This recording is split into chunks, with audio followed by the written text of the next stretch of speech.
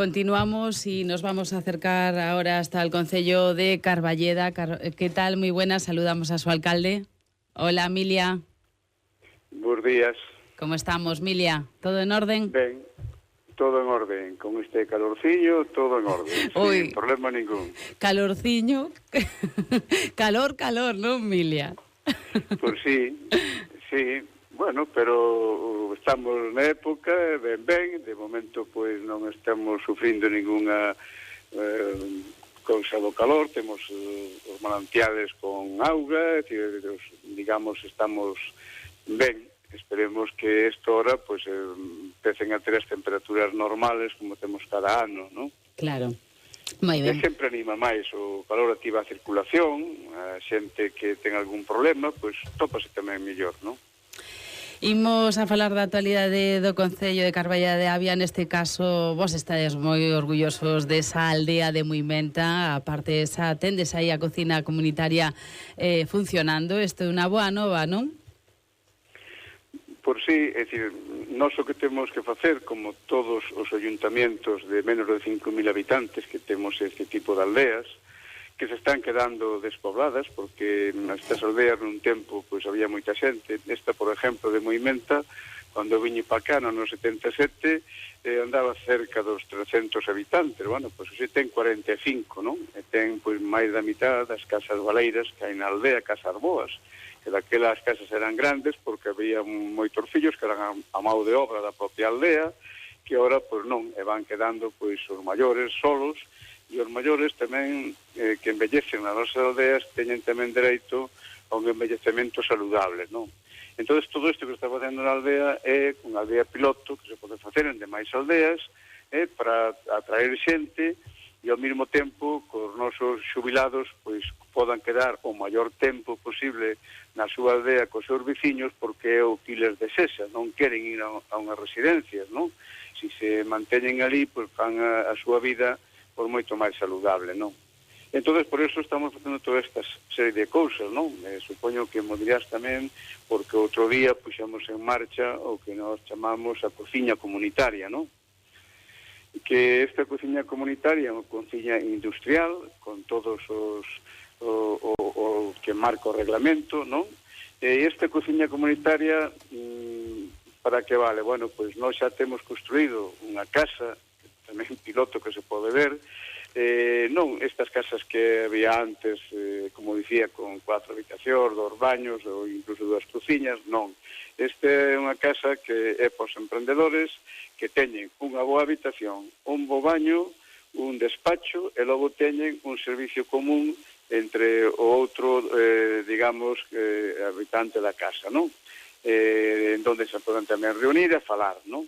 E logo despois o resto eles teñen a cociña comunitaria, a lavandería comunitaria, e logo teñen tamén unha placa destas para facer unha leite ou facer uns sándwich, pois, incluso nesta casa. Claro, son casas cos módulos son de 45 aproximadamente metros cuadrados, non? Estes módulos nos vamos por pois a 100 euros, non?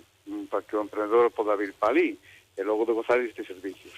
Pero volvo outra vez á cociña comunitaria. Entonces, cando nos desarrollemos máis módulos que estamos en nelo, pois entonces iles a comida farana na cociña comunitaria. Pero a cociña comunitaria tamén vale moito aquiles produtos que van salir do espacio agrario experimental, que, por certo, Muimenta foi o primeiro espacio agrario experimental que se axusta a Lei de Terras de Galicia, que aprobou a Xunta. Ten o seu proxecto, a súa valoración, ten todo feito, e hai que poner en marcha, non? Facer o invernadero, facer os cierres, facer o tema de regadío, e logo iso vale tamén de formación, xente que pode traballar despois na aldea, pero ao mesmo tempo se está formando constantemente a outra xente do resto de Galicia para que poda montar pois cualquera pois agricultura ecológica noutro territorio, non?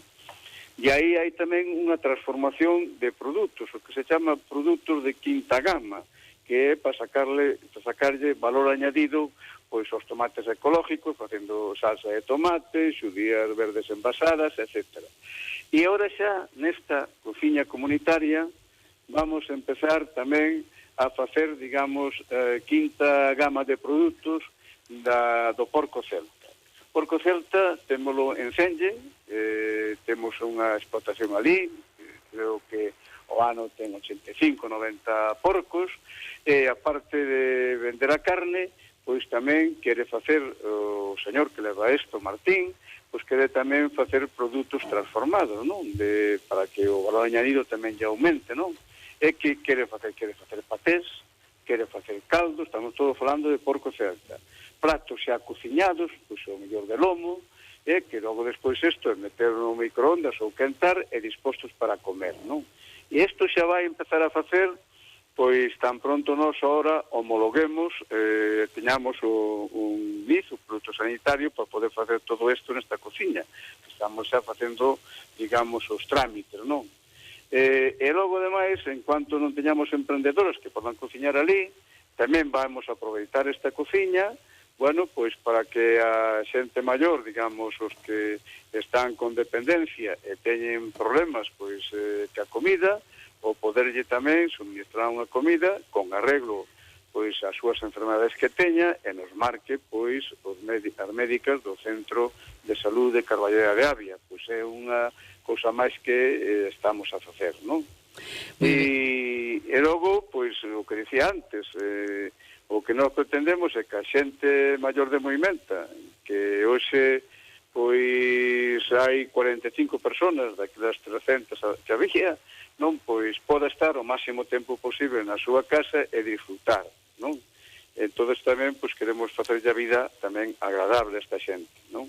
Que isto ora culmina con un centro novo social que vamos facer, que están facendo, que nos entregarán ahora en diciembre, tamén no Alto de Moimenta con as vistas preciosas, que eso vai ser para todo o Concello, non? Que nós temos un microbús para trasladar xente para ali, e bueno, facer, como digo sempre, non me canso de dicilo, un envellecemento saludable esta xente, que estamos xa facendo con un montón de actividades que teñen, van ao balneario, fan talleres de memoria, fan bailes, aprenden a tocar a pandereta, e todo eso fai que a xente se una dun pueblo a outro, que estén facendo estas cousas, charlan, e logo despois, cando van á súa casa, pois están relajadas e dormen millor. E iso o podo dicir tamén como farmacéutico, que no ano 24 os psicotropos que chamamos nós, que son os medicamentos que usa a xente para dormir, disminuíron un 25-26%. Iso quere dicir que isto que estamos a facer tamén ten, digamos, boas cousas desde o punto de vista sanitario, non? Moi ben, Milia, gracias por o teu tempo, como sempre, xa teremos a oportunidade de falar. Que vaya todo moi ben. Pois moitas gracias, e un abrazo para todos. Un abrazo, boa xornada, falamos.